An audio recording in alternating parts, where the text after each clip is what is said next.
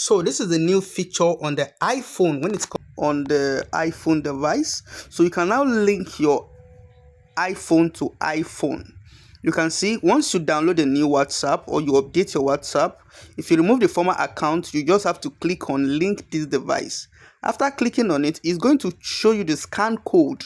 So you can use your other iPhone to scan this scan code, or your Android, anyhow you want it. So you can see it here. iOS is already activated. iOS is online today.